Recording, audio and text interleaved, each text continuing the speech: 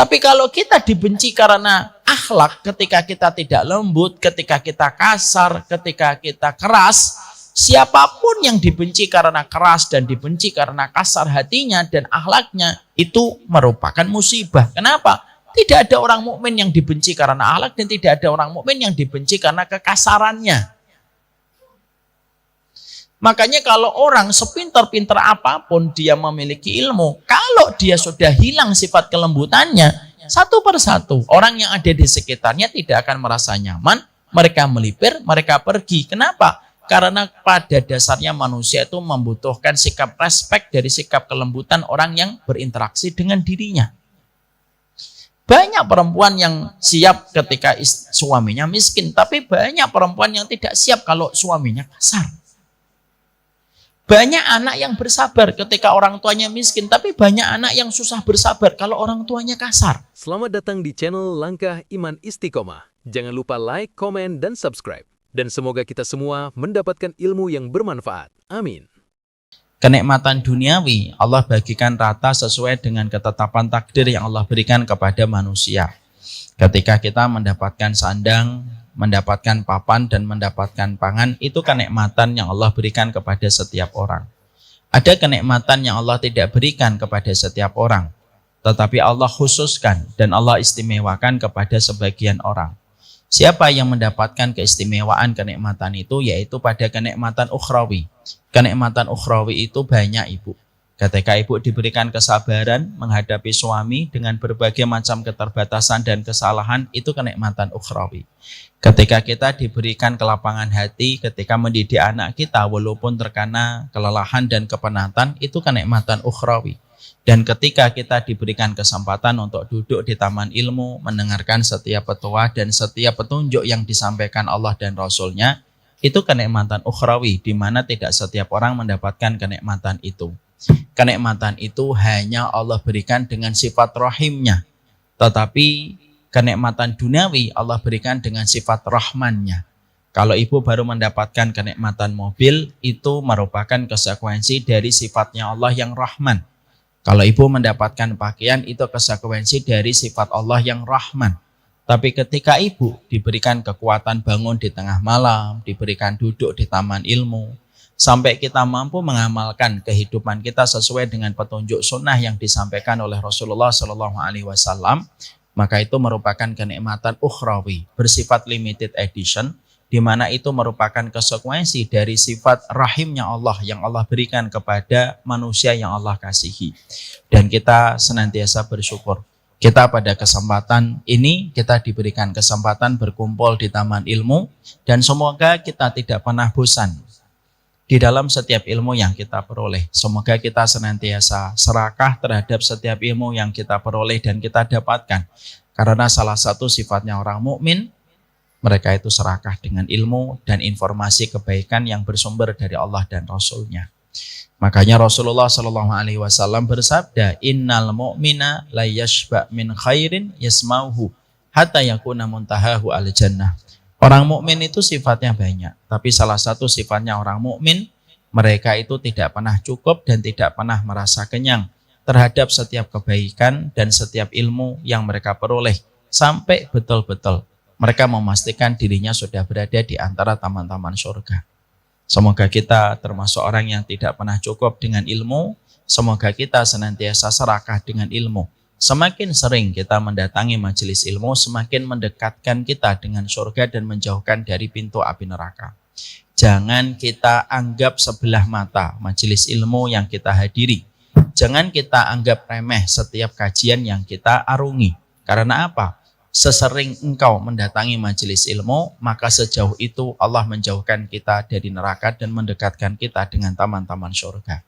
Itulah yang menjadikan kita paham kenapa taman ilmu disebut dengan Riyadul Jannah.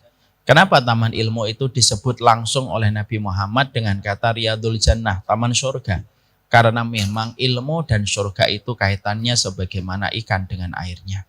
Semoga Allah tuntun kita dengan ilmu yang benar, supaya kita tidak tersesatkan dengan pemikiran yang menyimpang dari apa yang disabdakan oleh Rasulullah SAW.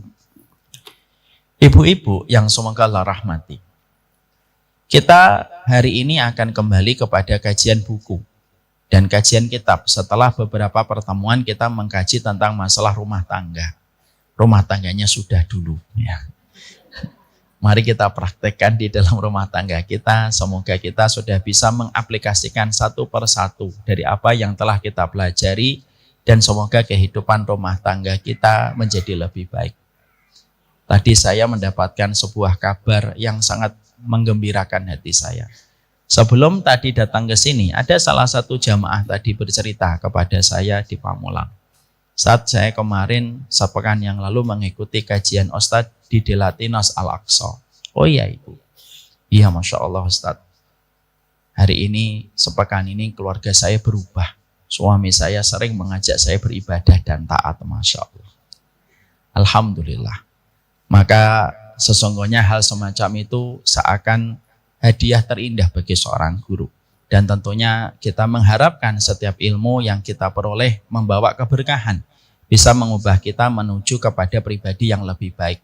Kita menjadi istri yang lebih baik. Kalau kita menjadi suami yang lebih baik. Dan kalaupun kita menjadi anak dan orang tua, kita menjadi anak dan orang tua yang lebih baik setelah kita mendapatkan ilmu. Makanya kalau ilmu itu dikatakan ilmu itu dua. Ada ilmu yang berkah, ada ilmu yang tidak berkah. Ilmu yang berkah itu, ilmu yang tidak berkah, yaitu adalah orang yang terus mendatangi majelis ilmu tetapi tidak ada perubahan mendasar pada hidupnya. Dia mungkin datang ke kajian tetapi tutur katanya, sikapnya, attitude-nya tidak ada yang berubah. Maka dipastikan tidak bertambah kebaikan dalam setiap ilmu yang kita peroleh, berarti ilmu yang kita pelajari tidak membawa keberkahan. Tetapi yang kedua, ilmu yang berkah itu membawa perubahan. Perubahan malam kita berubah seiring ilmu yang kita dapatkan ilmu yang kita dapatkan berkah. Harta kita menjadi berubah, bagaimana cara kita manajemennya dan bagaimana membelanjakannya seiring ketika ilmu kita berkah. Ketika kita menjadi orang tua yang lebih sadar, menjadi orang tua yang lebih sabar, ketika mendapatkan ilmu kita berkah. Semoga ilmu kita dari setiap yang kita pelajari membawa keberkahan. Jangan sampai anak-anak kita berkomentar, Mama itu ngajinya di mana sih? Lalu kita menjawab, di Delatinos. Sudah berapa lama Mama ngaji? Udah 9 tahun.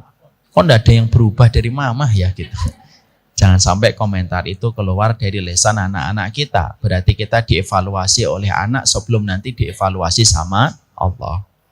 Itu yang kita khawatirkan. Allahumma inna na'udzubika min ilmin la yanfa' wa qalbin la yakhsha' wa du'ain la yusma' wa nafsin la tashba'. Ada 4 perkara musibah yang harus kita hindari. 1, ilmu yang tidak berkah. Yang kedua, wa qalbin la yakhsha', hati yang tidak pernah khusyuk. Hatinya terus mikir duniawi terus, itu hati yang tidak khusyuk. Yang ketiga, wa nafsin la tashba', nafsu yang tidak pernah merasa kenyang. Diturutin 1, minta lagi 1. Diturutin 1, minta lagi 1. Itu musibah, Bu. Kalau kita sudah memperturutkan hawa nafsu, maka kita menjadi budak dan menjadi daerah jajahan bagi nafsu. Dan mengikuti nafsu itu perjalanan yang paling melelahkan. Dan yang terakhir, apa musibah yang menimpa pada seorang hamba, yaitu ketika doanya tidak lagi dikabulkan oleh Allah. Maka berlindunglah dari 4 perkara ini. Allahumma inni a'udzubika min ilmin la yanfa' wa qalbin la yakhsha' wa du'ain la yusma' wa nafsin la tashba'. Ibu-ibu yang semoga Allah rahmati dan Allah berkahi. Ibu tahu nggak siapa orang yang pertama kali dijebloskan masuk ke dalam neraka dan menjadi narapidana neraka pertama kali? Kalau ibu berpikir bahwasanya yang dijebloskan ke dalam penjara neraka itu adalah pezina, pertama kali yang dijebloskan ke penjara, jawaban ibu tidak 100% tepat. Kalau jawaban ibu koruptor, jawaban ibu juga tidak 100% tepat.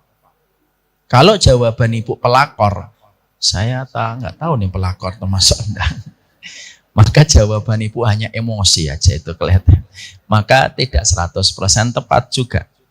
Kalaulah pezina, kalaulah koruptor, pembunuh, bukan pertama kali yang dijebloskan dan menjadi narapidana di dalam penjara besar yang bernama neraka, Pertanyaan kita lalu harus terjawab. Lalu siapa Ustadz yang pertama kali menjadi narapidana ketika dijebloskan ke dalam penjara? Neraka. Di mana kita khawatir bahwasanya kita termasuk di dalamnya. Rasulullah menjawab pertanyaan ini dalam sebuah hadis yang diriwayatkan dari jalurnya Imam Muslim. Ketika Nabi bersabda, Inna awalan nasi yuqda yaumal qiyamati salasatun. Sesungguhnya orang yang pertama kali diputuskan nasibnya oleh Allah di dalam kehidupan mahsyar itu ada 3 orang.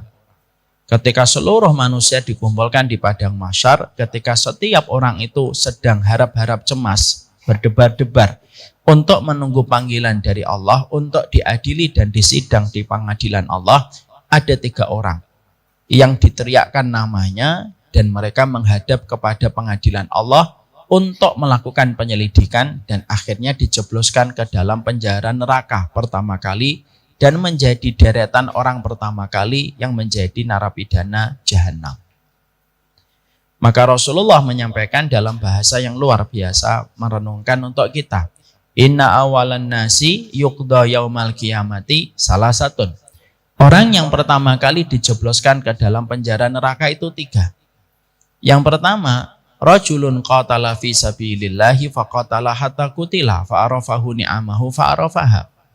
Faqala lahu ma amilta fiha qala qataltu fika qala kadzabta walakinnaka qatalta liqala annaka jari'un faqad qila. Yang pertama yang dipanggil oleh Allah itu orang yang berjihad. Maka orang yang berjihad itu memenuhi panggilan itu. Maka ketika mereka telah berdiri di pengadilan Allah, di padang mahsyar, di mana padangnya itu warna pasirnya putih, kemerah-merahan, matahari didekatkan sejarak 1 mil, dan tidak ada batasan untuk siapapun di daerah mahsyar, maka mujahid ini menghadap kepada Allah dan disidik oleh Allah. Dan ketika disidik oleh Allah, Allah memulai penyelidikan dengan sebuah pertanyaan ingkar. Pertanyaan yang sebenarnya tidak membutuhkan jawaban. Allah lalu bertanya, Ma'amil tafi, kamu kan mujahid. Apa yang telah kamu lakukan sepanjang usiamu ketika hidup di dunia? Maka mujahid ini langsung berkata, Qataltu fika. Saya sepanjang hidup saya itu berjuang. Saya berjihad ya Allah. Semata-mata saya berjuang ini di dalam medan perjuangan. Allah lalu bertanya kembali. Maaf ya Ibu, saya sudah pernah menyampaikan. Kaedahnya kita kalau di padang mahsyar, kaedahnya manusia itu simpel. Barang siapa yang dikumpulkan di padang mahsyar dan ketika berhadapan dengan Allah tidak ditanya macam-macam oleh Allah dan tidak didebat, itu pasti masuk surga. Seperti analoginya ketika Ibu melewati imigrasi. Ketika Ibu melewati imigrasi tidak ada notif khusus, tidak ada red notice dan tidak ada blue notice untuk Ibu. Biasanya tidak ada pertanyaan. Dibuka, jalan. Tapi ketika Ibu melewati imigrasi ada notif-notif tertentu dan ada pesanan-pesanan informasi tertentu yang disebut dengan red notice dan blue notice, maka biasanya Ibu mendapatkan banyak pertanyaan. Namanya siapa Bu? Rini. Rini atau Rini? Rini Pak. Benar. Jangan-jangan Rinto. Enggak Rini. Misal. Maka pertanyaannya banyak. Kenapa? Ternyata ada notif-notif khusus pesanan bahwasanya nama ini termasuk di antara nama yang harus mendapatkan perhatian. Itu analogi sederhana ketika manusia di dalam pengadilan Allah. Makanya ketika si mujahid ini dipanggil oleh Allah pertama kali, maka dia mendapatkan banyak notif dan banyak pertanyaan dari Allah. Dan ujungnya didebat oleh Allah. Makanya Rasulullah berkata kepada Ibunda Aisyah dengan sebuah sabda. Waman nuqisha uddiba. Siapapun yang nanti berdiri di hadapan Allah, kok sampai didebat oleh Allah, berarti dia berakhirnya dengan tragis ketika akan diadab.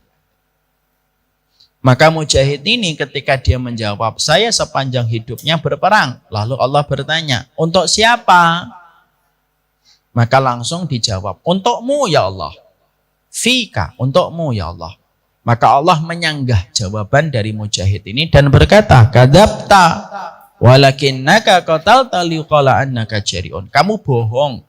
Sesungguhnya kamu berperang itu supaya kamu disebut sebagai pemberani dan kamu telah mendapatkan pujian itu dari lisan manusia setelah kamu dicap sebagai pemberani. Karena dia didebat, dia celaka. Maka dibenamkan wajahnya, diseretlah dia oleh malaikat Zabbaniyah. Lalu dicemploskanlah dia ke dalam neraka. Pertama kali jilatan api neraka berbahan manusia dimulai dari bahan bakar yang bernama Mujahid yang salah niat.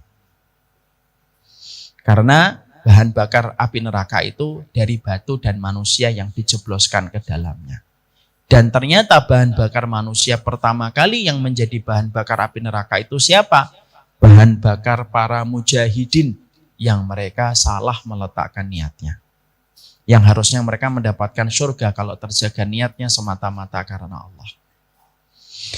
Yang kedua yang dipanggil oleh Allah, rajulun ta'alamal ilma wa 'allamahu wa qara'al Qur'an.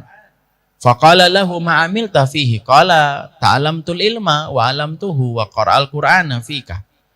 Maka yang kedua yang dipanggil oleh Allah itu adalah orang yang senantiasa belajar, orang yang senantiasa mengajar kayak saya, dan orang yang senantiasa membaca Al-Quran. Inilah orang yang kedua yang dipanggil oleh Allah.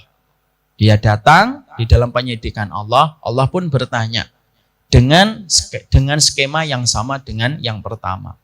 Ma'amil tafi, apa yang kamu lakukan? Maka orang itu berkata, ta'alamtul ilma, saya sibuk nyari ilmu. Tidak ada undangan kajian kecuali saya datang. Kau mana-mana saya kajian datang. Bahkan ketika ustadznya libur, saya tidak libur. Ini tambahan dari saya. Ini tambahan ya, nanti jangan disangka ini dari hadis. Enggak, ini tambahan dari saya. Wa 'allamtuhu, dan saya sibuk ngajar, saya sibuk dakwah kemana-mana.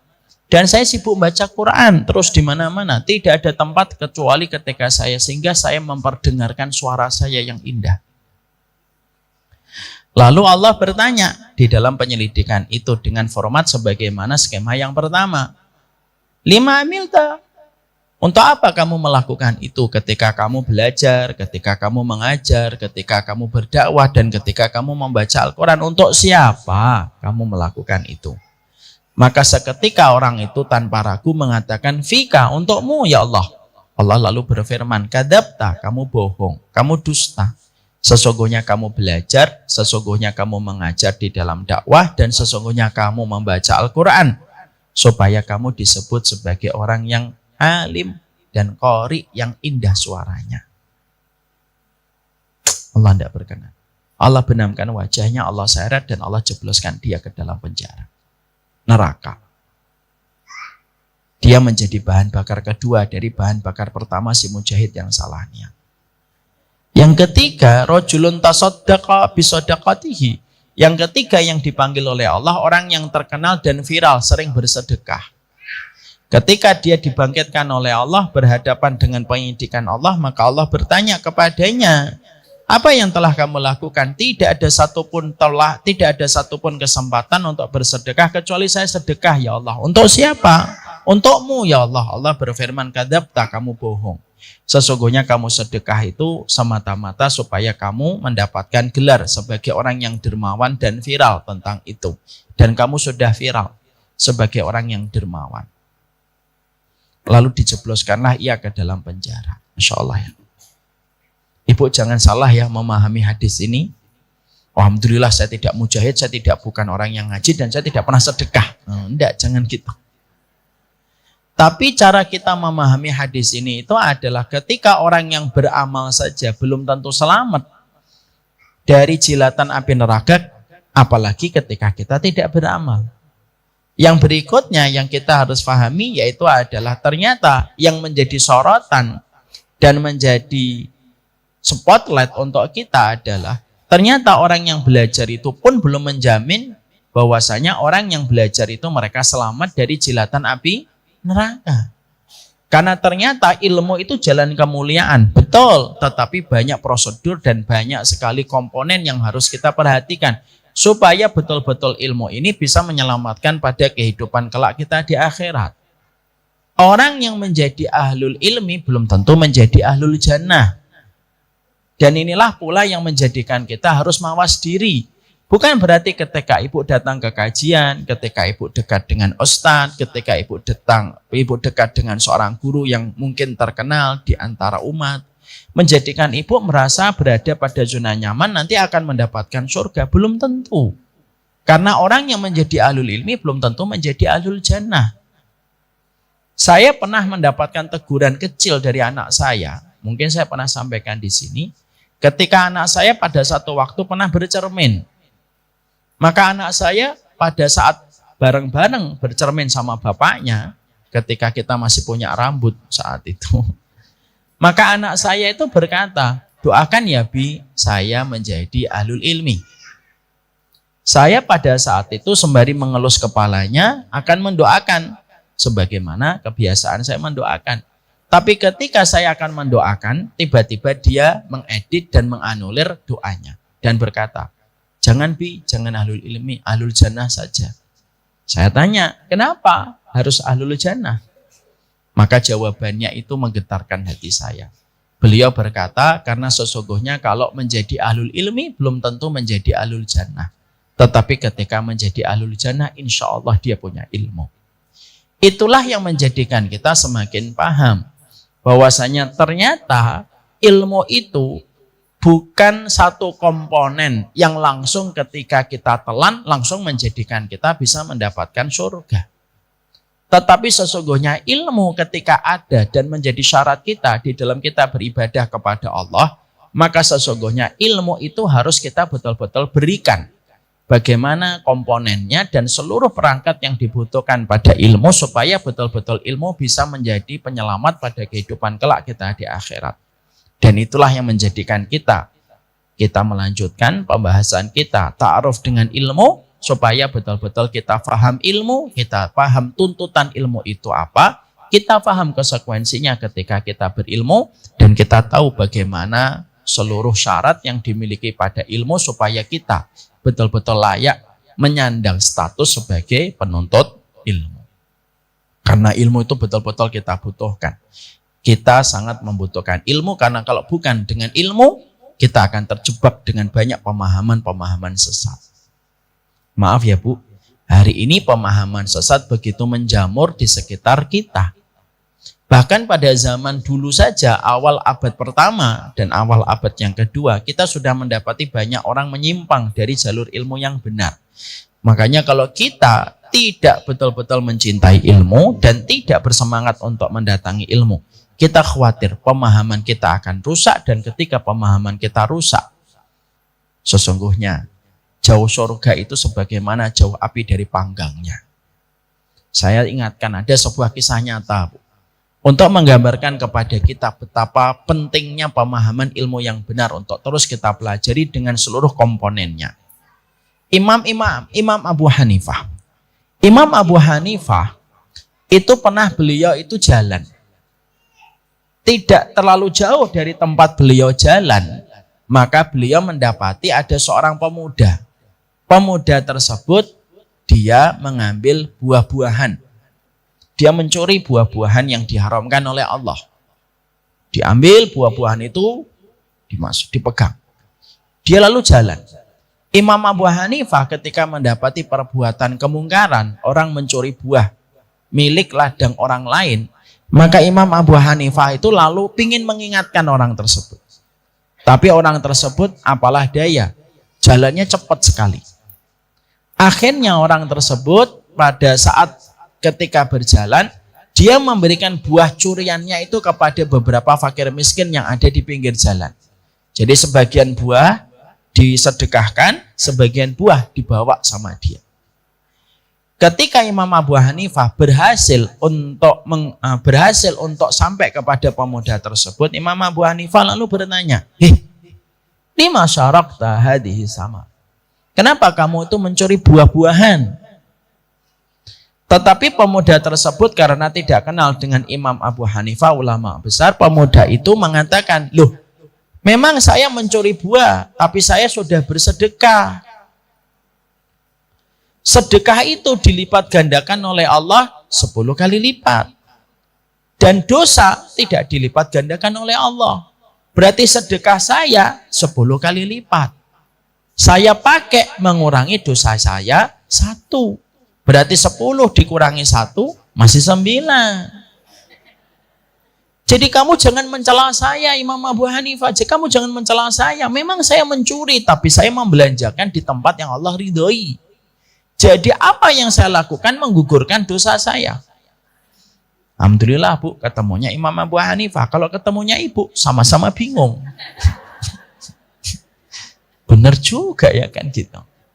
Maka Imam Abu Hanifah pada saat ketika mendapatkan penjelasan itu, Imam Abu Hanifah langsung tahu dan cara menjawabnya dengan begitu tegas dan begitu pintar.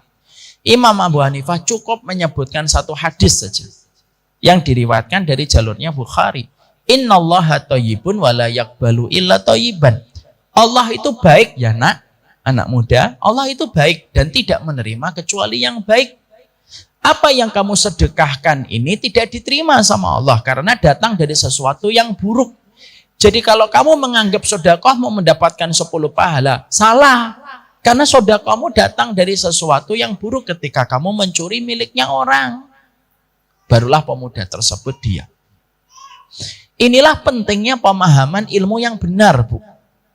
Makanya kalau kita tidak memiliki pemahaman ilmu yang benar, maka kita akan mudah sekali untuk diombang-ambing dan mudah sekali untuk ditipu.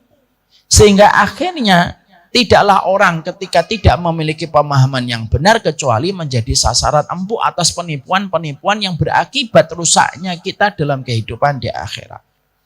Makanya tidak sedikit kan, maaf, banyak koruptor yang terkadang mereka ketika korupsi, mereka itu memanajemen korupsinya itu dengan cara sebagaimana pemuda yang mencuri buah. Mereka ambil uang korupsi 1 miliar, tetapi 300 jutanya diberikan kepada panti asuhan. Mereka berharap 300 juta itu akan menghapuskan dosa 700 juta. Padahal apapun yang datang pada yang buruk tidak akan menghasilkan kecuali keburukan. Inilah pentingnya bagi kita untuk mengerti ilmu, inilah pentingnya bagi kita untuk paham. Kalau kita tidak memiliki ilmu, kita akan menjadi manusia yang mudah tertipu. Akhirnya ada orang bicara bisa bahasa semut, mana kita diem aja. Akhirnya ketika mengatakan makoli, makala, akhirnya kita mengangguk-ngangguk kepala saja. Padahal itu merupakan bagian dari sebuah kebodohan. Sekarang mari kita lanjutkan.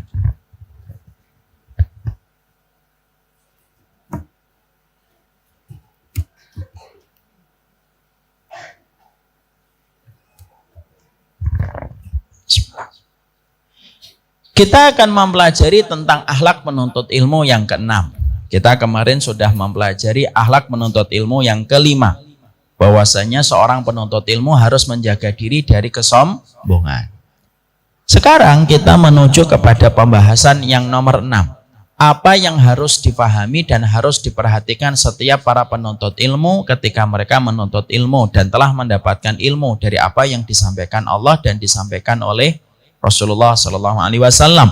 Karena ilmu itu qala Allah wa qala Rasul. Ilmu itu perkataan Allah dan perkataan Rasul. Bagi yang membawa bukunya, mari kita buka halaman 74. Allah lalu berfirman kepada kita, para ulama lalu menjelaskan kepada kita sesuai dengan firman-Nya Allah. Salah satu di antara perkara yang harus dimiliki setiap para penuntut ilmu ketika kita telah belajar ilmu, ketika telah menghadiri majelis-majelis ilmu, ketika kita telah mendengarkan petunjuk yang datang dari kitabullah dan sunnah, maka sesungguhnya kita ini harus memiliki sifat kelembutan setelah kita memiliki ilmu yang Allah hantarkan kepada kita. Antara kita dan ilmu yang kita pelajari dan kelembutan itu berkaitan. Karena pada keduanya tidak bisa dipisahkan. Hasil dari ilmu yang baik itu menghasilkan kelembutan. Makanya ketika seseorang telah menuntut ilmu, lalu tidak nampak sifat kelembutan yang ada pada dirinya, berarti proses pada ilmu yang dia peroleh ada proses yang salah. ketika akhirnya menghasilkan sikap keras dan bengis ketika telah mendapatkan ilmu. Ini tampaknya sederhana, tetapi justru sering kita dapatkan kasusnya di dalam kehidupan. Banyak orang yang terkadang sebelum mereka mendapatkan ilmu, terkadang sikapnya biasa. Tapi justru setelah dia mendapatkan ilmu, dia mendapatkan, lalu kita jumpai sikapnya itu keras dan bengis kepada orang lain. Dan tidak nampak sifat kehalusan dan tidak nampak sifat kelembutan pada dirinya setelah mendapatkan ilmu. Padahal kata para ulama, sesungguhnya ilmu itu kayak permata. Kelembutan itu kayak sebuah tas yang mahal ketika membungkus sebuah permata. Ibu bisa membayangkan kalau permata yang mahal dibungkus dengan tas plastik. Maka sesungguhnya permata itu akan berkurang nilainya ketika dilihat ketika dibungkus dengan tas plastik. Ilmu kita itu adalah permata kita. Kelembutan yang ada pada kita setelah kita mendapatkan ilmu, lalu kita bersikap lembut ketika setelah mendapatkan ilmu, maka itu merupakan packaging dari sebuah permata yang sudah kita dapatkan dari sisi Allah. Karena yang menjadikan kita paham ilmu itu Allah, Bu. Makanya ketika seseorang sudah mendapatkan ilmu, sikap yang harus betul-betul dia berusaha untuk dia tampakkan setiap telah mendapatkan ilmu, yaitu berbuah manis dengan sebuah kelembutan. Semakin orang berilmu, semakin dia lembut. Semakin dia berilmu, maka semakin dia luas ketika menyikapi dirinya, menyikapi pasangannya, menyikapi keluarganya, dan menyikapi orang di sekitarnya. Karena itulah yang kita dapatkan dari sikapnya para ulama yang penuh dengan kelembutan setelah mereka mendapatkan ilmu. Ibu tahu nggak, ada seorang ulama yang bernama Abu Hatim Al-A'sam. Ada namanya ulama itu disebut dengan Abu Hatim yang tuli. Masya Allah ya. Ada ulama disebut dengan Abu Hatim yang tuli. Kenapa dia menjadi tuli? Itu ada kisah nyatanya. Ternyata beliau itu pernah menyampaikan sebuah ilmu. Lalu pada satu waktu ada seorang ibu-ibu wanita yang datang kepada beliau ingin meminta fatwa, konsultasi. Qadarullah perempuan tersebut secara tidak sengaja beliau kentut, Bu. Dan kentutnya keras. Mungkin karena sakit perut. Dia malu sekali pada saat itu di depan Abu Hatim, ulama besar yang dia ingin meminta fatwa darinya. Maka ketika Abu Hatim pada saat itu dengan kentut itu dan semua orang ingin ketawa pada majelis itu ketika wanita itu kentut, maka Abu Hatim itu pura-pura tidak mendengar kentutnya. Jadi ketika orang pada senyum-senyum, dia itu seakan-akan tidak tahu kenapa kalian, seakan-akan dia tidak mendengar kentut itu, padahal dia mendengar kentut itu. Saking dia menjaga perasaan wanita itu, maka akhirnya orang-orang itu menyebutnya dengan Abu Hatim yang tuli. Karena disangkanya bahwasanya beliau tuli, padahal beliau tidak tuli sama sekali. Karena saking besarnya komitmen beliau untuk menjaga perasaan muridnya ketika mengeluarkan angin dan kentut di hadapannya. Insya Allah. Ini menunjukkan kepada kita, sesungguhnya Ibu, kalau kita mendapatkan ilmu, maka sesungguhnya kelembutan itu pasti kita dapatkan. Kalau ilmu yang kita peroleh dan ilmu yang kita dapatkan diridhoi sama Allah. Karena apa? Allah itu ketika memberikan hadiah atas pencapaian ilmu kepada kita, Allah memberikan kelembutan. Mana dalilnya bahwasanya kalau Allah itu mendapatkan ilmu dari kita, Allah akan memberikan reward dan hadiah itu adalah kelembutan? Allah itu berfirman di dalam salah satu ayatnya. Mari kita buka di dalam salah satu ayatnya Allah Subhanahu wa taala. Allah menyampaikan di dalam surat Ali Imran. Fabima rahmatim minallahi lintalahum walau kunta faddun ghalidul qalbi lan faddu min haulik.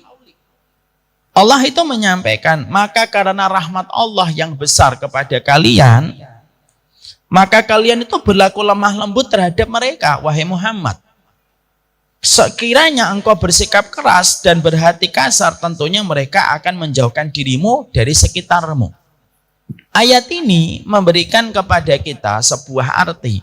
Ternyata ketika orang itu mendapatkan ilmunya, betul-betul membawa keberkahan, Allah itu memberikan kelembutan.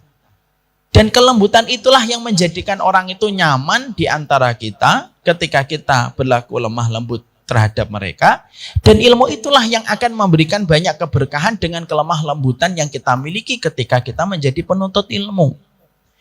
Jadi tidaklah seseorang ketika dia menuntut ilmu lalu kasar, lalu dia berhati kasar dan dia bengis terhadap sikapnya ketika dia merasa memiliki ilmu, lalu nampak kekasaran pada hatinya ketika dia mendapatkan ilmu. Pada proses ilmunya dia tidak dirahmati oleh Allah. Pada proses ilmunya dia tidak diterima sama Allah. Sering nggak kita menjumpai ada penuntut ilmu yang keras dan kasar? Sering. Padahal terkadang kita menjumpai dia sebelum dulu menuntut ilmu tidak sekasar itu dan tidak sekeras itu. Tapi setelah dia mendapatkan ilmu, dia keras, dia menjadi orang yang kasar.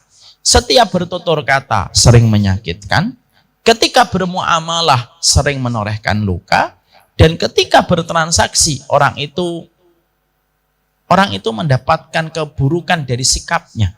Maka inilah yang menjadi seseorang itu tidak berkah pada setiap ilmu yang didapatkan.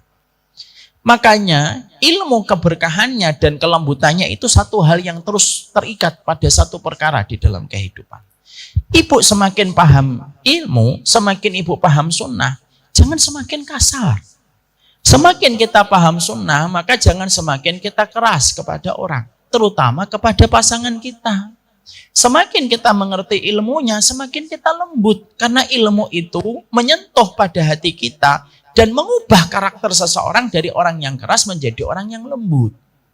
Makanya banyak sekali para sahabat ketika mereka sebelum masuk Islam, mereka menjadi orang yang kasar dan keras.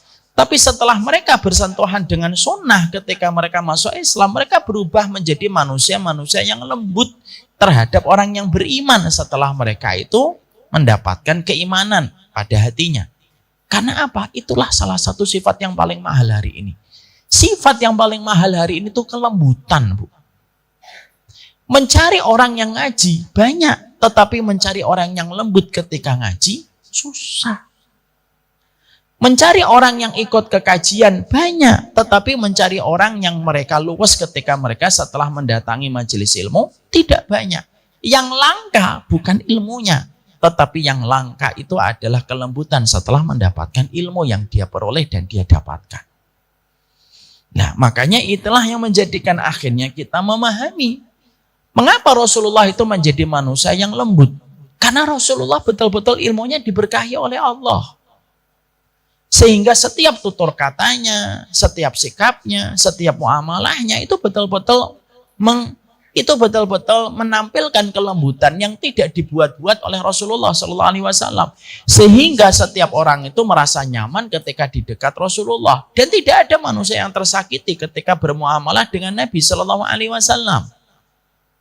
Makanya dulu saya sempat menyampaikan sebuah kata-kata untuk menegur saya sendiri. Kata-katanya itu apa? Kalau kita dibenci karena akhlak itu musibah. Tapi kalau kita dibenci karena kebenaran itu anugerah. Kalau ibu dibenci karena kebenaran, ibu memiliki ilmu yang benar, ibu sudah lembut, tapi tetap dibenci karena ibu meyakini kebenaran, itu anugerah, Bu. Karena Nabi Muhammad itu pun dibenci, tapi mereka tidak membenci Nabi Muhammad karena kasarnya Nabi Muhammad. Tidak, mereka membenci Nabi Muhammad itu karena kebenaran yang diyakini Nabi Muhammad. Tapi kalau kita dibenci karena akhlak, ketika kita tidak lembut, ketika kita kasar, ketika kita keras, siapapun yang dibenci karena keras dan dibenci karena kasar hatinya dan akhlaknya, itu merupakan musibah. Kenapa? Tidak ada orang mukmin yang dibenci karena akhlak dan tidak ada orang mukmin yang dibenci karena kekasarannya. Makanya kalau orang sepintar-pintar apapun dia memiliki ilmu, kalau dia sudah hilang sifat kelembutannya, satu persatu orang yang ada di sekitarnya tidak akan merasa nyaman, mereka melipir, mereka pergi. Kenapa? Karena pada dasarnya manusia itu membutuhkan sikap respek dari sikap kelembutan orang yang berinteraksi dengan dirinya. Banyak perempuan yang siap ketika suaminya miskin, tapi banyak perempuan yang tidak siap kalau suaminya kasar. Banyak anak yang bersabar ketika orang tuanya miskin, tapi banyak anak yang susah bersabar kalau orang tuanya kasar. Banyak di antara majikan itu masih sabar ketika pembantunya masih banyak belum tahu dan tidak menyelesaikan tugas dengan baik. Tapi banyak majikan yang tidak siap ketika mendapatkan pembantunya kasar. Makanya akhirnya para ulama itu mengatakan bahwasanya sifat antara ilmu dan keberkahannya itu berkaitan dengan sifat kelembutan. Dan sifat kelembutan inilah yang paling langka dan paling susah kita dapatkan dalam proses kita mencari ilmu. Kenapa? Orang yang mencari ilmu belum tentu mendapatkan anugerah dengan kelembutan. Makanya Masya Allah, perjalanan kita mencari ilmu inilah yang menjadikan kita harus betul-betul berusaha betul. Melembutkan dalam setiap tutur kata yang kita miliki dan sikap kita ketika kita berinteraksi dengan banyak orang. Tidaklah mereka yang kasar, tidaklah mereka yang keras di dalam proses mereka mencari ilmu, kecuali sikap kerasnya dan sikap kasarnya itu menodai setiap ilmu yang telah dia pelajari. Ibu kalau mendapatkan ada seseorang kasar, padahal ibu tahu dia ikut ngaji, pasti ibu akan penasaran. Dia ngajinya sama siapa? Ya atau tidak? Oh, ngajinya sama mereka, pantes. Karena yang akhirnya menjadi ternoda bukan hanya orang yang kasar, bahkan sampai kepada siapa dia belajar pun akan tercoreng kebaikannya gara-gara sifat kekasaran dan kekerasan hati manusia.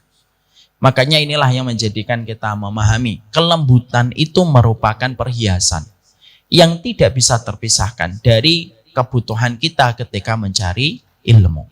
Sehingga ketika seseorang itu semakin lembut, kelembutan itulah yang menjadikan sesuatu itu menghiasinya.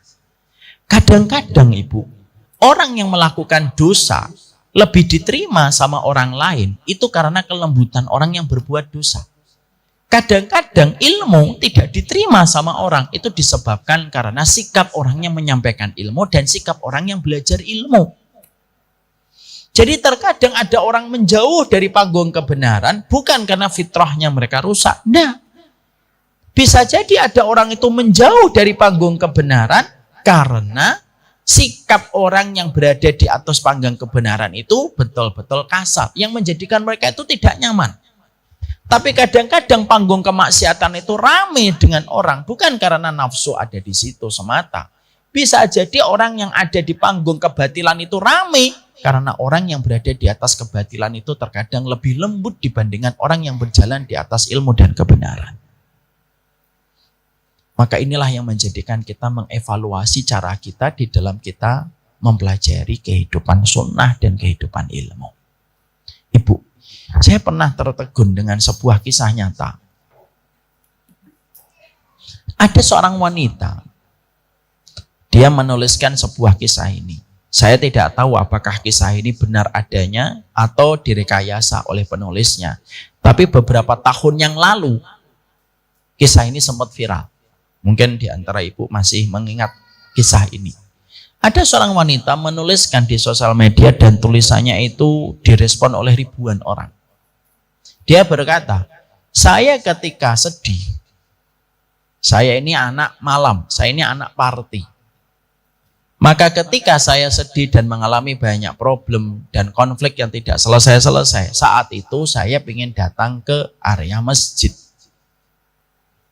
Sebagai orang yang tidak pernah datang ke masjid, saya tidak tahu dong apa yang harus saya lakukan ketika saya masuk masjid.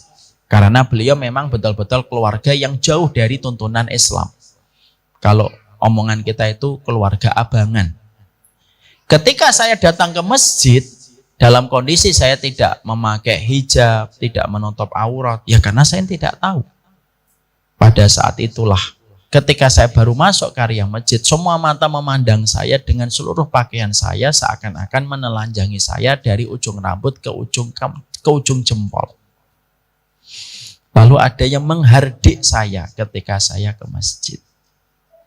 Kamu masuk masjid dan nutup aurat. Salah tempat, Mbak.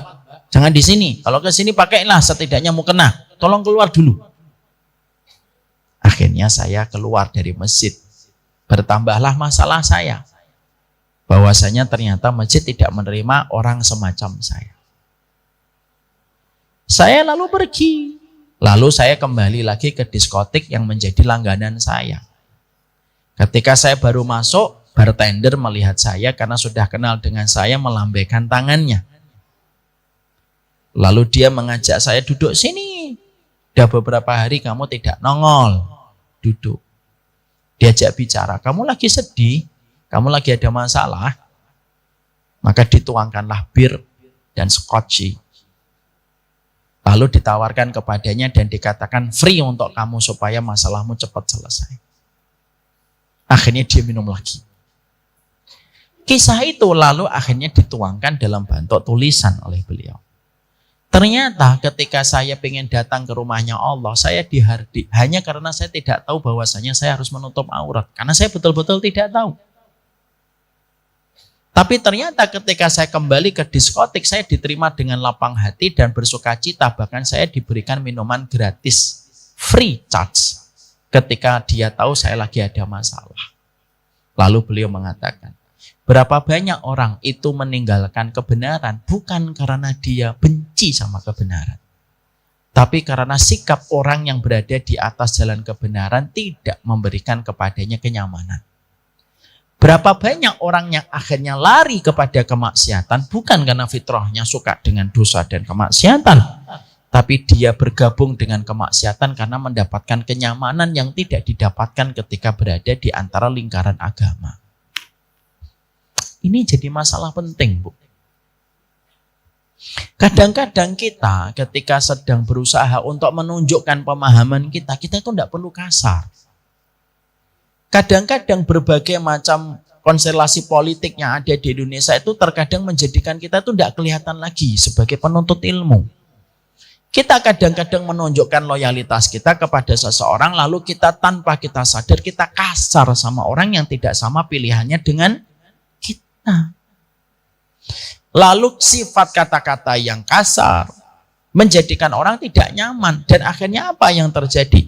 Yang terjadi adalah banyak orang yang akhirnya melipir, tidak mau belajar agama, tidak mau mengerti tentang kebenaran. Bukan karena mereka fitrahnya betul-betul rusak yang menjadikan dia benci kebenaran. Tidak, dia tetap cinta sama kebenaran. Walaupun belum bisa mengamalkan, tapi dia menjauh dari kebenaran itu. Kenapa?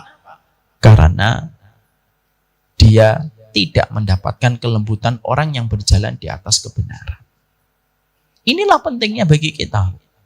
Kadang-kadang sikap kita ketika kita berada di rumah, ketika memberikan nasihat, kapan nasihat yang diberikan pasangan kita tidak kita terima?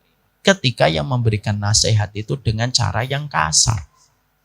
Ibu, secantik apapun ibu di mata sang suami, ibu ketika memberikan sebuah nasihat, walaupun nasihatnya itu qala Allah wa qala Rasul, tapi sembari ibu lempari bantal dan guling kepadanya, sembari ibu matanya melotot dan nadanya tinggi, nggak akan diterima, Bu. Karena apa? Karena manusia itu pada dasarnya dan hajatnya itu sangat membutuhkan kelembutan sebelum kita menyampaikan apa yang kita inginkan dari anak kita, dari suami kita. Makanya berapa banyak akhirnya sebuah dialog di dalam rumah tangga itu rusak dan tidak efektif di dalam dialog itu. Karena kita sudah hilang rasa kelembutan kita. Banyak istri dan banyak suami ketika di luar rumah dia kayak kucing yang lembut. Tapi ketika berada di dalam rumah, dia kayak singa mengaum yang begitu menakutkan ketika bertutur kata. Akhirnya orang itu tidak bisa mendengar nasihat dari kita. Ibu memberikan nasihat kepada suami, tapi hilang kelembutannya. Padahal ibu kepada tukang bakso aja lembut. Bahkan suami ibu itu sampai bercita-cita kapan ya jadi tukang bakso supaya istri saya lembut sama saya. Bang, iya bakso. Nggak pakai kecap, Bang. Sampai suami itu berpikir, kenapa dia sama tukang bakso selembut itu dan kepada saya bisa kasar dan volumenya penyanyi rock metal. Akhirnya itu yang terkadang menjadikan kebaikan itu tidak nyampe. Makanya ketika kita mendapatkan ada seorang istri sering mengeluh, saya itu kalau nyampaikan nasihat tidak pernah didengar sama suami, saya tidak langsung membenarkan, Bu. Kenapa? Karena saya juga tidak tahu bagaimana nasihat itu disampaikan kepada sang suami.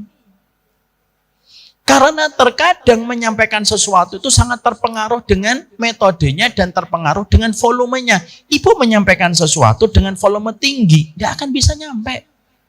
Semakin tinggi, semakin nggak nyampe. Itulah uniknya bahasa kita di dalam penyampaian. Ibu kalau nyampaikan sesuatu semakin teriak-teriak, nggak nyampe. Kenapa pertengkaran itu selalu membutuhkan suara yang tinggi? Karena hatinya jauh. Makanya sering kan orang bertengkar itu teriak. Ada nggak orang teriak itu pelan-pelan? Nggak ada. Tinggi dia. Bahkan terkadang pasangannya itu sampai mengatakan, ngomong apa kamu? Ulangi lagi. Padahal sudah ngomong keras sekali. Karena hatinya lagi jauh. Makanya volumenya itu justru semakin tinggi itu semakin jauh hatinya. Makanya betul ketika Allah mengatakan sifat lain, sifat kelembutan itu tidaklah menempel kepada sesuatu kecuali menghiasi perkara itu. Maaf Ibu dan maaf Bapak ya. Kadang-kadang berapa banyak WTS itu lebih lembut ngomong kepada laki-laki. Hanya untuk mendapatkan uang 10.000, 20.000. Nggak tahu saya harganya berapa. Dibandingkan seorang istri yang mendapatkan nafkah terbaik dari suaminya dan mendapatkan yang terbaik dari suaminya. Berapa banyak laki-laki yang ketika menjadi suami, dia ketus kepada istrinya ketika istrinya butuh untuk divalidasi, untuk mengungkapkan banyak hal yang ada pada hatinya. Tetapi laki-laki jahat yang bukan mahram itu justru membuka telinganya kepada seorang wanita. Dan itulah tanda kerusakan di dalam kehidupan manusia. Makanya Ibu tahu nggak? Rumah yang diberkahi oleh Allah itu rumah yang tidak ada teriakan. Rasulullah menyampaikan di dalam salah satu riwayat, Innallaha idza arada rahmatan min ahli baitin yudkhiluhumur rahmah. Allah itu kalau menginginkan kebaikan pada rumah tangga, Allah itu memasukkan kelembutan pada rumah tangga itu dan tidak ada suara tinggi. Jadi kalau di dalam rumah kita masih ada teriakan dan teriakan, maka sebenarnya rumah kita belum diinginkan oleh Allah di dalam kebaikan. Yang menumbuhkan benih bukan kilat dan halilintar, tetapi yang menumbuhkan benih itu air hujan yang tenang dan damai. Ya kan? Kalau kita mendapatkan hujan itu kan tenang, damai. Itulah yang menumbuhkan benih-benih yang mati di permukaan tanah. Yang menumbuhkan benih itu bukan suara halilintar dan kilat yang menyambar-nyambar. Disitulah kita paham, bukan suaramu yang tinggi yang menjadikan apa yang kamu sampaikan nyampe kepada hati, tetapi yang menjadikan kalimatmu nyampe kepada pasangan yang kamu cinta itu kelembutanmu. Makanya maaf Ibu, ini agak OOT sedikit. Ibu itu kalau ingin menyampaikan sesuatu, jangan memakai volumenya laki-laki. Kalau ibu memakai volumenya laki-laki, laki-laki itu akan menghadapi ibu sebagai musuh. Volume di atas 5 itu volumenya laki-laki, Ibu. Gimana Mas? Itu volume laki-laki. Ibu jangan pakai volume laki-laki. Kalau suami ibu mendapati ibu memakai volume laki-laki, maka suami ibu tidak melihat ibu sebagai pasangan dan istri. Kenapa? Ibu akan dilihat sebagai suami, sebagai musuh. Karena laki-laki itu tidak pernah mencari suaranya yang tinggi. Ada nggak laki-laki? Coba ada laki-laki deketin akhwat gitu, terus suaranya akhwat tinggi, dia jadi pasti. Namanya siapa? Fadimah gitu. Nggak mau pasti. Karena fitrahnya laki-laki itu mencari suara-suara yang lembut, suara-suara bawah. Itulah pula yang menjadikan kita memahami di sini. Jadi kelembutan itu merupakan perkara yang kita harus mengerti supaya kita itu jelas bahwasanya ketika ibu ngaji dan ketika saya belajar, maka yang nampak dari keberkahan ilmu yang kita peroleh itu adalah kelembutan kita itu secara otomatis mulai keluar satu persatu. Di dalam kita menyikapi segala sesuatu, kita tidak terburu-buru dan kita memiliki 4 sifat. Hayyin, layin, qorib, dan sahel. Jadi kalau ibu tanya, sifat lembut itu kalau secara praktek itu apa Ustadz? Maka sifat kelembutan yang Allah sampaikan, fabima rahmatim minallahi lintalahum, Sifat kelembutan itu diterjemahkan lagi oleh Rasulullah. Apa itu? Sifat 4 yang dikatakan oleh Nabi di dalam satu sabdanya. Ala ukhbirukum biman tuhramu alaihin nar. Kalian pengen tahu nggak siapa yang diharamkan dari neraka? Yang diharamkan dari neraka itu 4. Hayyin, layyin, qarib, dan sahal. Inilah lembut. Hayyin itu apa? Hayyin itu orangnya rendah hati, Ibu.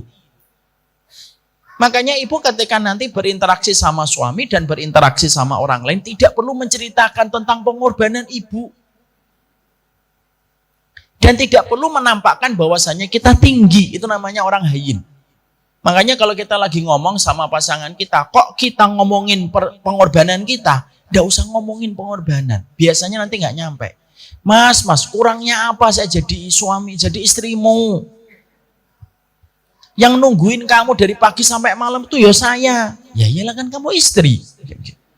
Yang ngelahirin anak-anak kamu siapa? Yang ngelahirin anak orang lain mantan kamu marah nanti. Nggak usah nyebut-nyebut itu. Karena sifat hayyin itu rendah hati dan tidak suka menyebut-nyebut apa yang telah dia lakukan, Bu. Ibu berinteraksi sama anak, kok anak itu ibu dapetin, ibu menceritakan semua pengorbanan ibu, anak itu nggak akan dengerin.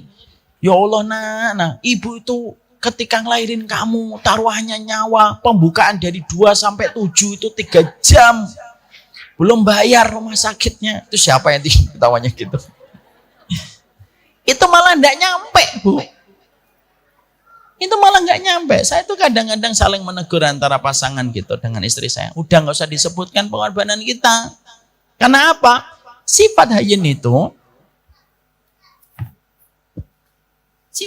itu adalah sifat ketika kita rendah hati, Bu. Rendah hati itu apa? Tidak pernah menampilkan apa yang telah kita lalui dan tidak perlu kita mempromosikan pencapaian-pencapaian yang telah kita lakukan. Makanya maaf ya, kalau ada orang itu rendah hati, setiap orang itu senang bersamanya. Kenapa? Rendah hati itu kayak dataran yang rendah, yang berkumpul semua air yang datang dari berbagai macam penjuru. Kadang-kadang Masya Allah, kadang ada orang itu nggak nyaman, Bu. Kenapa? Setiap kita dekat sama dia, Masya Allah itu. Dia tuh menceritakan terus pencapaian dirinya yang kadang-kadang orang lain itu nggak terlalu butuh. Makanya maaf ya, cerita anak boleh, Bu. Tapi kalau cerita anak terus di depan orang, lama-lama orang juga tidak butuh cerita anak kita. Anak saya itu hafal 30 juz. Diceritakan terus-menerus. Kadang-kadang itu yang menjadikan orang tidak nyaman. Makanya yang pertama hayyin. Jadi sikap dari kelembutan yang menjadi karakternya penuntut ilmu itu apa? Sifat yang pertamanya itu hayyin, rendah hati. Bu. Kalau ibu rendah hati, orang itu nyaman sama kita. Ibu kalau berkumpul sama orang, pasti ibu memiliki alasan kenapa berkumpul dengannya. Dan salah satu alasan primer kita dekat sama orang itu selalu karena kerendahan hatinya. Saya senang sama dia, orangnya rendah hati. Makanya Nabi mengatakan, yang diharamkan masuk neraka itu, Bu, hayyin yang pertama yang disebutkan Nabi. Yang kedua, layyin. Yang kedua itu apa? Layyin. Layyin itu luwes, Bu. Lembut dia. Luwes dia. Menyikapi sesuatu itu luwes. Makanya akhirnya dia selalu mendatangkan alasan kalau dia mendapati kondisi-kondisi yang tidak sesuai dengan planning dia. Karena apa? Dia lembut, dia luwes. Sampai akhirnya setiap orang itu mendapatkan keluasan dari sikapnya. Karena sikapnya tidak keras. Orangnya enak gitu. Sehingga setiap berinteraksi dengan dirinya itu orang itu merasa nyaman gitu. Karena apa? Orangnya luwes. Saya itu kalau kajian, Bu, ada satu tempat gitu orangnya luwes ketika saya ngomong saya ada udzur, ya nggak apa-apa Ustadz. Itu luwes enak saya. Kadang-kadang itu saya pernah ada beberapa tempat tuh kalau saya udzur saya harus menyebutkan udzur saya. Bu, saya nggak bisa. Kenapa Ustadz? Saya ada udzur. Udzurnya apa? Nah, gimana sih guru punya udzur? Ya kalau sampai sudah punya udzur tuh ya berarti nggak bisa. Ya nggak apa-apa ibu nanya udzurnya Ustadz tuh nggak apa-apa. Tapi terkadang itu memberatkan. Makanya luwes itu enak. Luwes itu enak, Bu. Luwes itu yang melapangkan hati kita. Akhirnya apa? Kita sikapnya itu luwes. Akhirnya hatinya itu mudah untuk ditempatkan di mana saja. Biasanya ibu, istri yang merasa ringan dalam hidupnya itu luwes. Udah luwes dia sama suaminya. Saya Ada kejadian, Bu. Ada seorang ibu-ibu tua, umurnya sudah hampir 70 tahun, Bu. Dan saya sudah menganggapnya kayak keluarga. Itu unik, Bu. Beliau punya suami setiap hari Jumat, Sabtu, Ahad, tidak pernah pulang. Ibu pasti mikirnya macam-macam. Udahlah, nggak saya lanjutin lah. Beliau itu setiap Jumat, Sabtu, Ahad itu tidak pernah pulang. Saya pernah tanya, Abah itu kalau Jumat, Sabtu, Ahad di mana? Mi, gitu. Jumat, Sabtu, Ahad itu tidak pernah kelihatan, Mas. Mas Ustadz memanggil saya itu Mas Ustadz. Tidak pernah kelihatan. Saya terus sempat ngomong, sebagaimana pikiran ibu kan. Nah, saya tetap sama pikirannya. Umi nggak pernah curiga dia beli Abah itu nggak pernah pulang Jumat, Sabtu, Ahad. Beliau tidak pernah pulang Jumat, Sabtu, Ahad setelah saya usianya 30 tahun. Jadi perjalanan sudah 40 tahun kayak gitu. Saya tanya dong, Umi tidak curiga? Enggak. Saya simpel. Ini pelajaran buat kamu. Kalau dia pulang, dia suami saya. Kalau dia pergi, antara dia dengan Allah. Selama nafkah diberikan, selama tanggung jawab diberikan, selama pendidikan baik untuk akhirat itu diberikan sama anak-anak, itu lebih dari cukup. Masya Allah. Dan memang abahnya gitu. Setiap Senin sampai Jumat tanggung jawab. Semua nafkah, pendidikan anak, kehidupan akhirat, ikut kajian, ikut taklim, walaupun sudah sepuh. Dilakukan semuanya sama beliau. Tapi Jumat, Sabtu, Ahad nggak usah ditanya kemana. Saya ketika melihat itu, akhirnya mendapati, oh, itu mungkin salah satu cermin keluasan. Mungkin ada ibu yang tidak setuju dengan saya. Tidak apa-apa, tidak setuju. Ini kan contoh. Kalau hadisnya harus setuju, kalau contoh boleh tidak berbeda. Kita boleh berbeda. Tapi di situ kita mendapati orang luwes itu enak. Akhirnya apa? Saya itu gampang, luwes saya. Kalau dia pulang suami saya, kalau dia pergi, itu antara dia dengan Allah. Dan saya tidak mau untuk memberatkan hati dan pikiran saya. Dan itulah kuncinya beliau itu selalu sehat sampai tua. Nah, ini bukan berarti nanti kalau ada ibu yang sakit, ibu nanti ngomong nggak luwes ya hidupnya. Jangan gitu. Tapi lain itu begitu. Jadi penyakit yang menjadikan kita itu biasanya mendapatkan banyak masalah itu kapan? Kita itu kalau merasa memiliki, Bu, itu biasanya kita tidak akan lain. Coba kalau kita ngelihat mobil yang begitu banyak di parkiran, saya luwes saja, Bu. Di sini ditutup, ini di sini, saya di sini. Luwes saya, kenapa? Mobil segitu banyaknya bukan mobil saya. Coba kalau saya merasa itu adalah mobil saya, mungkin saya akan khawatir.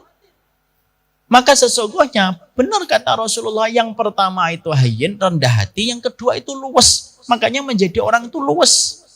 Kalau ibu menjadi istri yang luwes, dan kita menjadi penuntut ilmu yang luwes, istri yang luwes itu saya yakin 1000 perempuan itu senyum di luar rumah tidak akan pernah menggoda suami kita.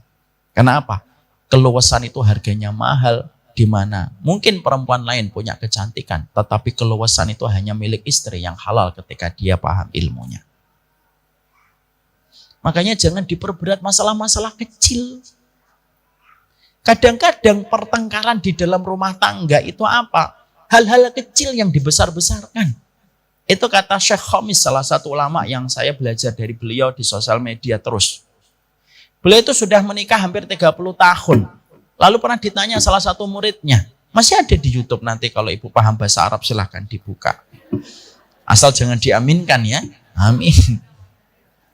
Syekh Khamis namanya, tulis Syekh Khamis. Beliau pernah ditanya, apa kunci rahasia menikah sampai 30 tahun? Jawaban beliau itu tidak mengatakan sholat, tahajud, puasa. Tidak mengatakan itu. Karena beliau tahu itu sudah kewajiban. Makanya nggak disebutkan nama beliau. Beliau itu menyebutkannya apa? Jangan membesar-besarkan masalah kecil. Udah itu aja jawaban beliau. Padahal beliau ulama besar, Bu. Kenapa beliau tidak menyebutkan tahajud bareng? Karena itu kewajiban, tidak usah disebut lagi. Contoh kayak kita nyari menantu, yang sholat itu nggak usah disebut, Bu. Itu harus punya kewajiban, sudah termasuk di dalamnya. Makanya akhirnya banyak pernikahan itu disatukan karena perkara besar, tapi dipisahkan karena persoalan kecil yang tidak terselesaikan. Orang kalau mau nikah detail, sholatnya gimana, gajinya berapa, rumahnya gimana, manajemen konfliknya gimana. Tapi kalau sudah nikah, gara-gara masalah kecil, omongan suami yang mungkin ketika lagi marah, diinget-inget terus sama istrinya. Akhirnya apa? Akhirnya nikmat besar itu hilang karena perkara-perkara kecil. Kadang-kadang kita itu lupa, nikmatnya pesawat itu bisa hilang gara-gara burung yang terbang yang masuk ke baling-baling. Banyak pernikahan itu rusak hanya gara-gara masalah-masalah kecil yang terus kita besar-besarkan. Makanya kalau ibu menjadi wanita yang tidak memusingkan perkara-perkara kecil dan kita menjadi laki-laki yang juga tidak memusingkan perkara-perkara kecil, insya Allah pernikahannya itu lebih mudah sakinah dan lebih mudah untuk tenang dan tidak ada teriakan ketika kita menjadi orang yang dikatakan oleh Nabi layyin. Layyin itu tenang, luwes dia. Menyingkapi itu luwes. Sehingga akhirnya apa? Keluasan itu yang akan menjadi perhiasan dalam kehidupan kita pada kehidupan ini. Luwes itu. Ya. Makanya akhirnya jangan mempersoalkan masalah kecil. Ketika mungkin pada satu waktu suaminya ibu pulang diem. Kenapa kadang suami itu pulang diam? Ini saya ceritain, Bu. Laki-laki itu sifatnya tidak mau berbagi masalah sama istrinya karena tahu laki-laki itu dituntut harus menyelesaikan masalah. Itu tipenya laki-laki. Jadi kalau nanti ibu mendapati suaminya pulang diam aja, ibu jangan mikir macam-macam. Ini habis ketemuan ini kelihatannya ini. Jangan. Kadang-kadang laki-laki itu punya masalah dan dia perlu gua khusus, Bu, untuk bisa berdiam diri pada gua itu. Beda dengan perempuan. Perempuan itu ketika sedang ada masalah yang dibutuhkan bukan gua, tapi yang dibutuhkan toa. Dia ingin nyampaikan masalahnya kepada suaminya, semuanya diceritakan. Tidak apa-apa, memang begitu karakter kita. Tapi luas itu yang menjadikan kita paham, oh ya sudah suami saya lagi diam, mungkin ada sesuatu yang ingin diselesaikan dulu. Itu luas, Bu.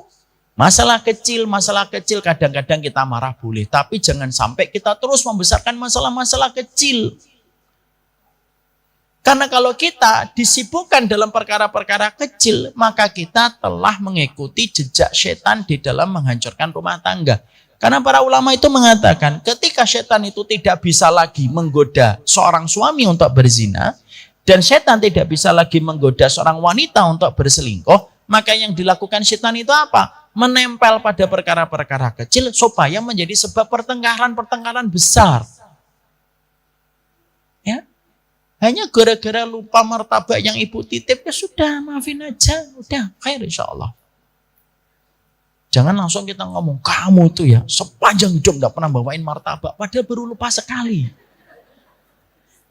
Itu yang terkadang sering kita lupakan. Terutama dalam masalah kecil itu apa? Lupakan kalimat yang pernah diucapkan ketika marah. Ini penting, Bu. Karena apa? Ketika kita lagi marah, itu banyak ucapan-ucapan yang keluar bukan karena kenyataan yang sebenarnya dan hanya karena letupan emosi.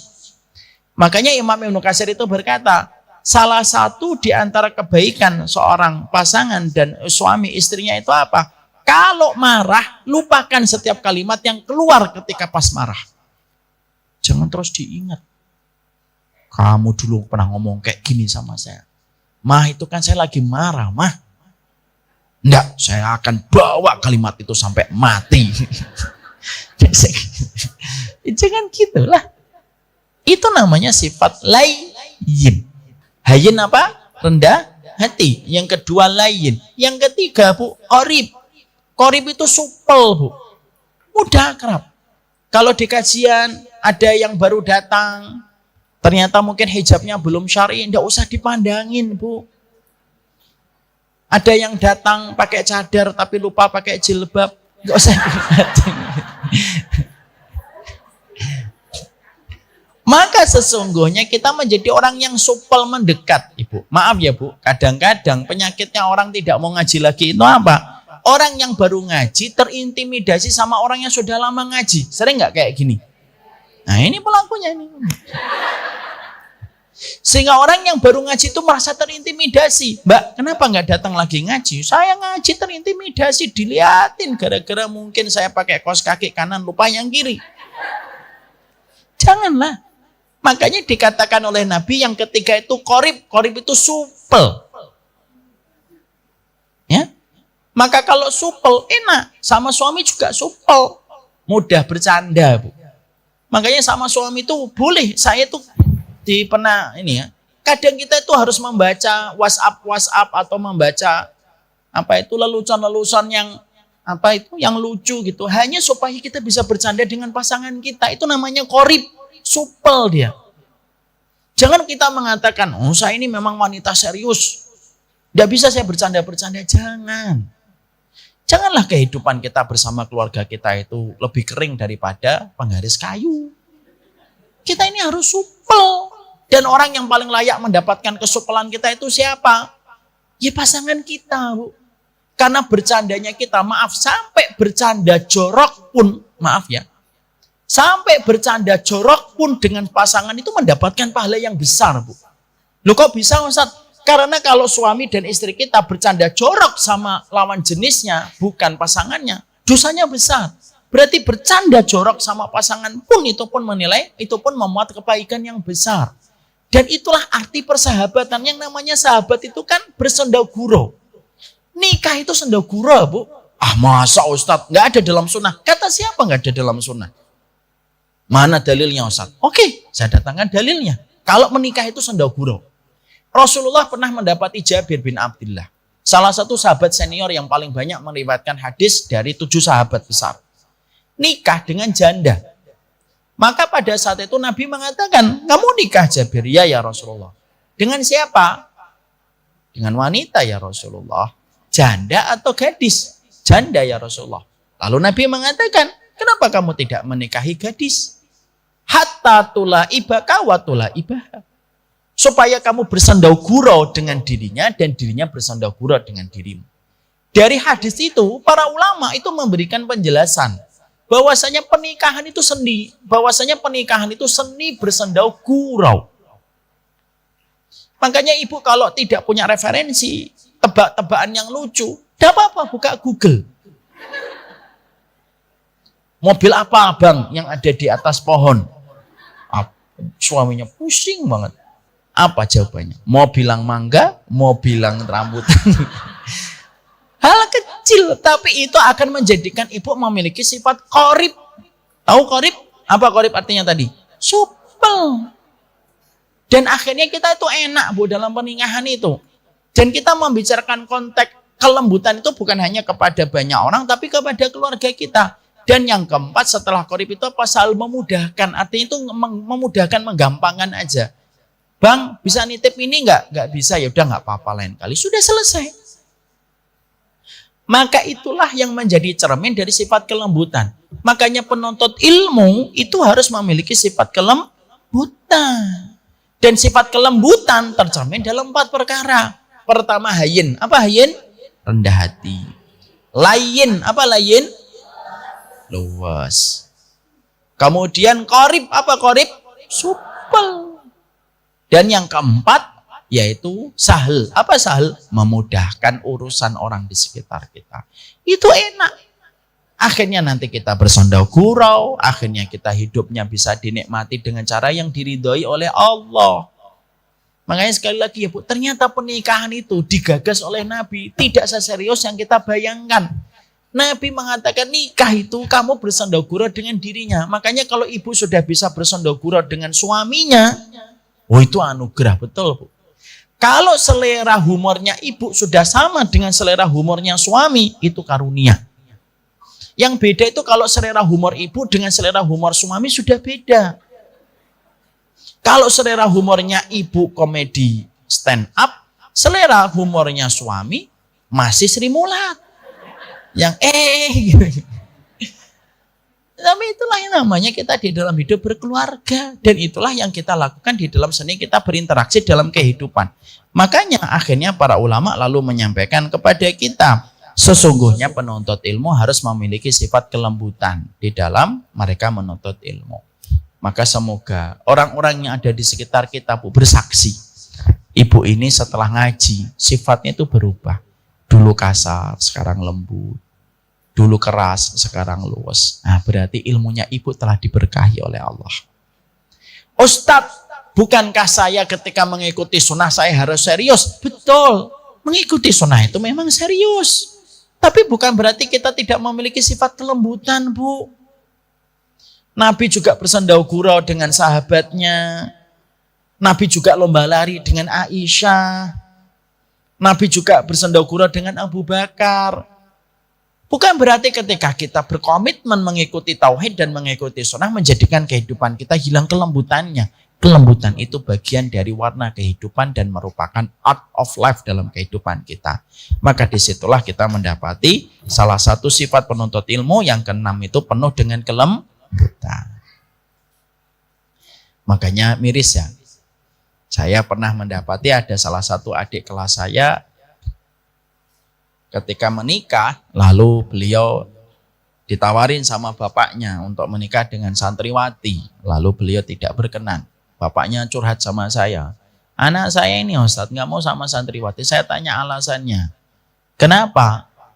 Dia merasa trauma ketika mendapati ada santriwati yang tidak lembut di dalam sikapnya. Mungkin ini masalah kasus ini parsial ya. Tidak bisa dibenarkan juga perkataan dari adik kelas saya ini. Tapi di situ kita mendapati bahwasanya kelembutan itu merupakan harga termahal setelah kita mendapatkan ilmu. Ingat ya Bu, perkataan dari Imam Ibnu Katsir, kelembutan itu hadiah dari Allah. Maka siapapun kok tidak mendapatkan kelembutan, berarti dia belum mendapatkan hadiah dari Allah. Ini yang dapat kita pelajari pada kesempatan hari ini. Semoga Allah memberikan keberkahan dalam setiap urusan kita. Semoga kita semakin memiliki sifat hayyin, layyin, qorib, dan sahal. Terutama untuk suami kita tercinta. Semakin kita menjaga sikap kita, sendau gurau kita, supel kita, luwesnya kita, rendah hatinya kita sama pasangan kita, dan sama orang di sekitar kita. Semakin menjadikan kemudahan di dalam kehidupan kita. Yang menjadikan kehidupan kita susah itu apa? Sifat berkeras-keras di dalam agama. Makanya Nabi mengatakan dalam satu hadis, la yushad hadatin ila ghalabau. Tidaklah orang berkeras-keras di dalam agama kecuali akan dikalahkan oleh sikapnya dia sendiri. Ya, jangan berkeras-keras. Tapi betul, komitmen tetap penting. Tapi lembut itu juga sama pentingnya dengan sikap komitmen dan jangan sampai kita ekstrim di dalam memahami agama yang kita pelajari dan kita amalkan dalam kehidupan. Mengikuti sunnah itu wajib. Bersungguh-sungguh di dalam sunnah itu juga lebih wajib. Tapi bukan berarti kesungguhan kita di dalam mengamalkan sunnah menghilangkan culture-nya ilmu yang berkah, yaitu sifat kelembutan. Barakallahu fikum, ini yang dapat saya sampaikan. Saya mohon maaf pada kesempatan hari ini saya tidak membuka pertanyaan. Qadarullah saya harus melanjutkan ada satu aktivitas. Oleh karenanya ini yang dapat saya sampaikan dalam pertemuan kali ini. Semoga Allah terus membimbing kita kepada ilmu yang Allah berkahi dan kepada ilmu yang Allah cintai. Mari kita tutup dengan doa. Allahumma inna nas'aluka bi'annaka antallah alahatu samad alladzi lam yalid walam yulad walam yakul lahu kufuwan ahad. Rabbana la tu'akhidna in nasina aw akhtana rabbana wa la tahmil alaina isran kama hamalta walal ladzina min qablina rabbana wa la tuhammilna ma la taqata lana bih wa'fu anna waghfir lana warhamna anta maulana fansurna 'alal qaumil kafirin. Rabbana zidna ilma. Allahumma faqihna fid din wa alimna ta'wil. Allah kama hasanta khalaqana fahasin khuluqana. Ya Allah ya Rahman yang Maha Pengasih lagi Maha Penyayang. Anugerahkanlah kepada kami ilmu yang sesuai dengan apa yang disampaikan oleh baginda Rasulullah sallallahu alaihi wasallam. Jadikanlah kami mendapatkan ilmu yang berkesesuaian dengan apa yang difahami oleh para sahabat. Janganlah Engkau menceraikan kami dari ilmu yang benar ya Allah. Semoga ilmu yang kami peroleh menjadi keselamatan bagi kami di dunia dan menjadi salah satu sebab mendapatkan syafaat dari Nabi Muhammad pada kehidupan akhirat kami. Ya Allah, kami berlindung dari segala macam ilmu yang tidak berlandaskan kepada akhlak yang mulia. Kami berlindung dari segala macam ilmu yang menjadikan seseorang mendapatkan fitnah pada ilmunya. Dan kami berlindung dari segala macam ilmu yang tidak membawa keberkahan di dalam kehidupan kami. Ya Allah, anugerahkanlah kepada kami sikap kelembutan. Janganlah Engkau haramkan kami dari sikap kelembutan di dalam bertutur kata. Jadikanlah kami menjadi seorang hamba yang hayyin, yang layyin, yang qorib dan sahal. Sebagaimana yang dijelaskan oleh baginda Nabi. Tidaklah orang yang memiliki 4 sifat itu kecuali Engkau haramkan dari pintu api neraka. Haramkanlah kami dari neraka, ya Allah. Ketika Engkau mudahkan kami untuk mendapatkan sifat hayyin, layyin, qarib, dan sahal dalam kehidupan kami. Ya Allah, kepada Engkau kami berdoa, kepada Engkau kami berharap, lembutkanlah hati kami, lembutkanlah sikap kami, lembutkanlah interaksi kami, ya Allah. Jadikanlah kami menjadi orang-orang yang diharamkan dari api neraka. Rabbana atina fid dunya hasanah wa fil akhirati hasanah wa qina adzabannar. Wassallallahu ala nabiyyina Muhammad walhamdulillahirabbil alamin.